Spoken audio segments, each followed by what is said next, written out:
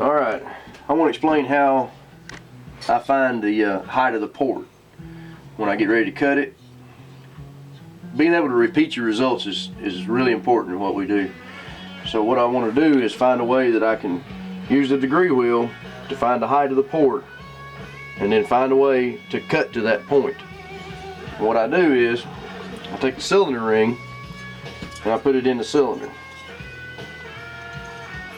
Okay. Then I use a couple of the mounting bolts.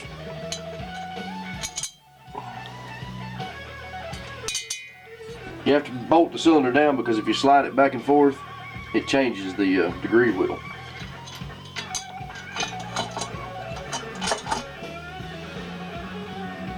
Those tools that I've got laid out over there are all the tools that I'll use to port the cylinder with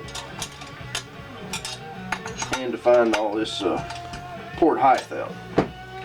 Alright, now according to the spec sheet that I posted a little bit ago, this saw needs to be at 101 degree. So I bring the degree wheel to 101. That pushes the ring up the bore. And I back it off so it don't accidentally move. And I take the cylinder back off. This seems like a lot of back and forth, a lot of time consuming stuff. And it's one reason that I'll do a whole series of saws.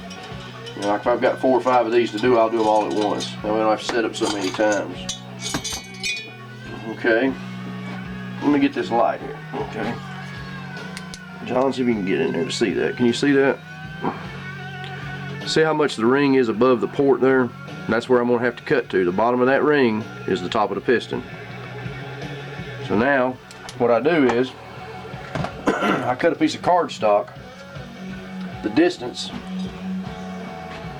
I'll take a machinist rule and I measure from the squish band to the bottom of the ring.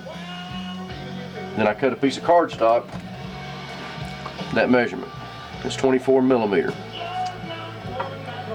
Okay, I'll take this ring out. Put the cardstock in the cylinder. And then bolt the cylinder back on.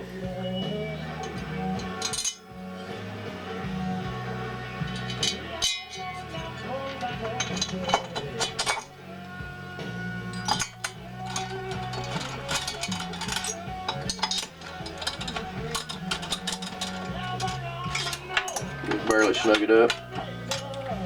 And let's see where the degree wheel says it goes. That acts as a piston stop.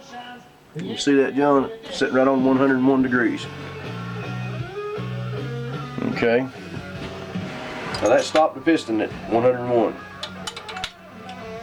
So I know that the distance from the squish band to the top of the piston is 101 degrees. Crankshaft rotation from top dead center.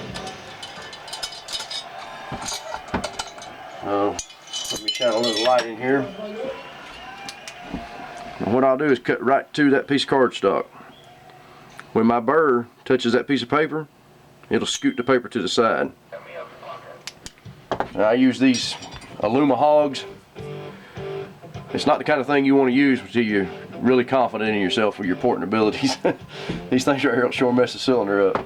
I also use them for the upper transfers. I don't spend a whole lot of time porting. I spend more time polishing when I get done with that. Anyway, that's how I find the height of the ports.